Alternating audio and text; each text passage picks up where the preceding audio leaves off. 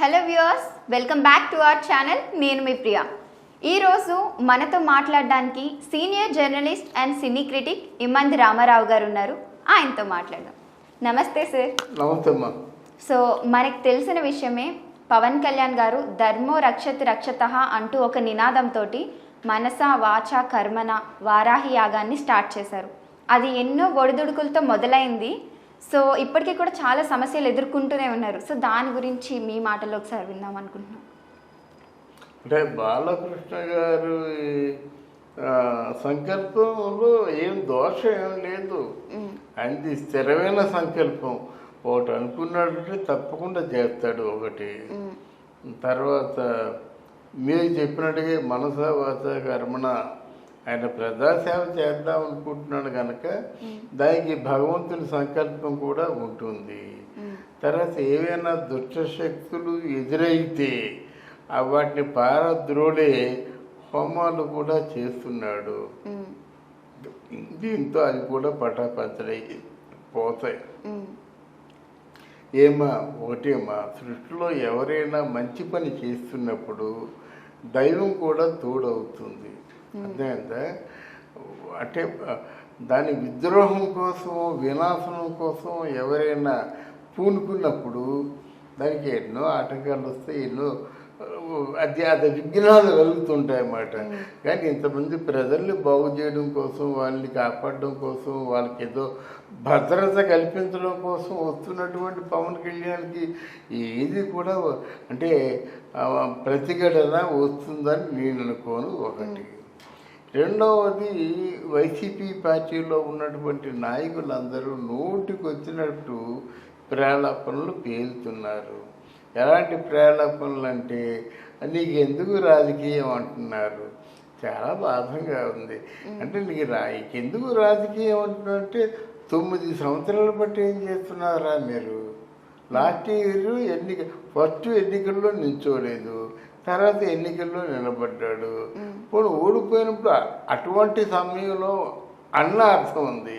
అలా కాకుండా ఇప్పుడు జనంలో బాగా పుంజుకొని జనం అందరూ కూడా ముక్తి కంఠంతో పవన్ కళ్యాణ్ బాగుండాలి అనుకుంటున్నప్పుడు నువ్వెవడు చెప్పడానికి, నీకెందుకు రాజకీయం అని చెప్పడానికి నీకున్న అర్హత ఏమిటి? ఇప్పుడు చాలామంది కొంతమంది అంటారు పవన్ కళ్యాణ్ హాయిగా సినిమాలు చేసుకోవడం చాలా మంచిది అంటారు అన్నమాట. ఎందుకు? ఉదయం నేను చూసా, ఎవరో జేడి లక్ష్మీనారాయణ అని, ఆ పెద్ద మనిషికి ఏమైనా ఇంగిత జ్ఞానం ఉందా? నువ్వు నీకెందుకు వెళ్ళి సినిమా చేసుకో అని చెప్పేటువంటి అంత అంటే మేధస్సు నీకు ఉన్నప్పుడు మరి నీకెందుకు? నువ్వు వెళ్ళేదో ప్రైవేట్ జాబ్ చూసుకోవచ్చు కదా. మరి పవన్ కళ్యాణ్ వల్ల నీకేదో వనగూరుతుంది, ప్రజలకు మేలు చేకూరుతుంది అని కదా నువ్వు పవన్ కళ్యాణ్ పార్టీలో చేరావు.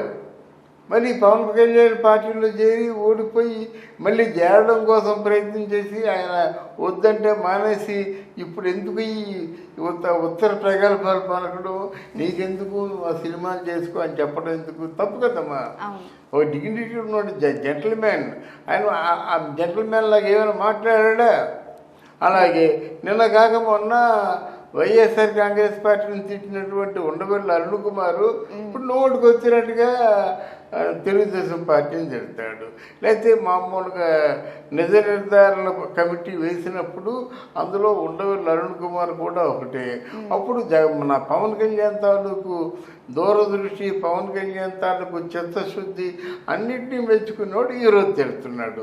ఏది నమ్మాలి? ఆ రోజు మెచ్చుకోవడం కరెక్టా, ఈరోజు తిట్టడం కరెక్టా? నీ 2 కాళ్ళ గుర్రాలువా నువ్వు? అంటే 2 పొడవుల మీద కాలేసి ప్రయాణం చేస్తావా? లేదా ఎక్కడి నుంచే నీకు ఏమైనా సరే నీకు ఒక ఆనందకరమైన విషయం తెలిసిందా? ఆనందకరమైన విషయం అంటే అది తెలుసు వాళ్ళకి, మనం చెప్పాల్సిన అవసరం లేదు. అందువలన ఈ విషయాలన్నీ చూసిన తర్వాత చావో రేవో తేల్చేసుకున్నాడు. పవన్ కళ్యాణ్ కూడా చెప్పాడు, నేను బతికితే బతుకుతా, పోతే ఈ పేరు పోతా. నేను ఇంట్లో బయలుదేరినప్పుడు మా అమ్మకి చెప్పేశానని చెప్పాడు. అలాంటి వ్యక్తిని ఎందుకు నువ్వు మైండ్ గేమ్ ఆడి డిస్కరేజ్ చేయడం? నువ్వు మైండ్ గేమ్ ఆడడం ఎందుకు? నువ్వేదని అనుకుంటే నీ మనసులో అనుకో. ఇప్పుడు అలాగైతే మరి జగన్మోహన్ రెడ్డిని అనుకున్నారు, వీళ్ళకి ఏమీ ఎక్స్పీరియన్స్ లేదు కదా, ఏమి చేయలేడు కదా, ఈయనేం గెలుస్తాడని చెప్పేసి. అలాగని మైండ్కి ఏమని నీకెందుకు ఎన్నికలు, అసలు రాజకీయాల్లో నీకు అనుభవం లేదు కదా, తప్పుకొని ఎవరు అనలేదు కదా. పాదయాత్ర చేస్తున్నప్పుడు చంద్రబాబు నాయుడు గారు ఒక ఫోన్లో నీకు పాదయాత్ర పెర్మిషన్ లేదు, no law and order problem అని వెనక్కి పెరగలేదు కదా. పిలవనిస్తే నీకు ఈ ఇన్ని సీట్లు వచ్చాయి. అందువల్ల ఇట్లాంటి కుట్రలు కుచితాలు ఇట్లాంటి ప్లాన్లు ఇవన్నీ కూడా మన దగ్గరే ఉండిపోతాయమ్మా.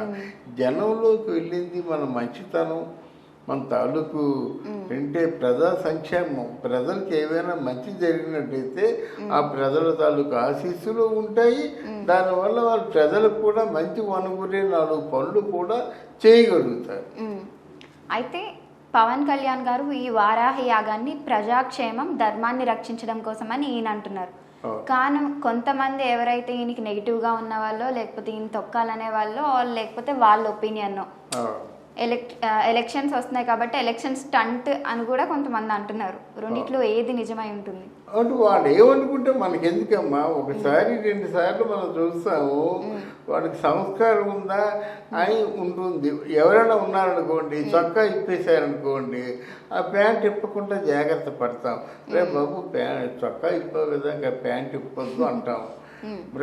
ఈ వైసీపీ వాళ్ళు అన్ని ఇప్పుకొని తిరుగుతున్నారు. వాళ్ళకి ఏం చెప్తాం మనం? ఎంతంత అబద్ధాలు ఆడుతున్నారు, ఎంతంత నిందలు వేస్తున్నారు.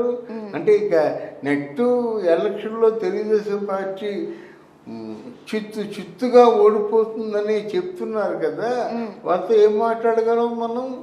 చిత్తుగా తెలుగుదేశం పార్టీ ఓడిపోతుందో, వైఎస్ఆర్ కాంగ్రెస్ పార్టీ ఓడిపోతుందో కొద్ది దూరమే కదా ఉంది. అప్పుడు అన్ని మనకి స్పష్టంగా తెలుస్తాయి. అది అయితే మనం చంద్రబాబు గారు పాలిస్తే ఎలా ఉంటుందో మనం చూసాము. జగన్కి అవకాశం ఇచ్చాము, ఆయన పరిపాలన ఎలా ఉందో కూడా చూసాము. మళ్ళీ ఆయన వచ్చే ఛాన్స్ లేదని అయితే చాలా ఎక్కువ వినిపిస్తున్నాయి మనకి జరిగిన వాటితో పోల్చుకుంటే. మరి ఇప్పుడు పవన్ కళ్యాణ్ గారు చేసేవన్నీ కూడా చాలా మంచి పనులే చూసాము. ఆయన పరిపాలన ఎలా ఉంటుందనేది ఇప్పటి వరకు మనం చూడలేదు. ఇప్పుడు ఎలాగో ఎలక్షన్స్ దగ్గరలో ఉన్నాయి కాబట్టి ఈయనకి ఏమన్నా అవకాశం వచ్చే ఛాన్స్ ఉందంటారా? లేదమ్మా, పవన్ కళ్యాణ్ మీద ఒక నీతి నిజాయితీ గల నాయకుడిగా పేరుంది కదా. అది పవన్ కళ్యాణ్ అంటే తన సొంత నెత్తురోడ్చి సంపాదించిన డబ్బు ప్రజలకు ఇస్తున్నారనే పేరుంది. ఎక్కడి నుంచి తెచ్చి ఖజానాలోంచి మోసుకొచ్చి ఇవ్వటం లేదు, జేబులోంచి తీసివ్వటం లేదు, నెత్తురు వచ్చి కష్టపడిన డబ్బు ఇస్తున్నాడు అన్నమాట. అలాగే ఎక్కడికి వెళ్ళినప్పుడు కూడా ఏదో రకంగా మంచి చేసుకొని ఇంటికి వస్తున్నాడు. పగలంతా రాజకీయాలను, సాయంత్రం రాత్రి అయినట్టు సినిమాల్లో చేస్తున్నాడు అన్నమాట. అలా నెత్తురు వచ్చి కష్టపడిన తర్వాత ఆయన మీద నమ్మకం ఎవరికుండో చెప్పు. అందరూ కూడా విశ్వాసంతోనే ఉన్నారు మన పవన్ కళ్యాణ్ మీద. ఇది ఇక్కడ ఉన్నటువంటి వైసీపీ పార్టీలో ఆ రోజా, కొడాలి నాని, పేర్ని నాని, అనిల్ కుమార్ యాదవ్ ఇన్నా చూసారా, ఈ దుష్ట చతుష్టయం నోటుకు వచ్చింది పేరుతున్నారు అన్నమాట. అది ఫ్యామిలీ దానికే ఉంది, జరిగిన దానికి తగిన మూల్యం చెల్లించుకుంటారు. Thank you so much sir. పరిపాలించేది ఎవరైనా సరే ప్రజల్ని క్షేమంగా చూసుకుంటే అంతకన్నా మనకి ప్రజాక్షేమం మనం ముఖ్యం. Thank you so much.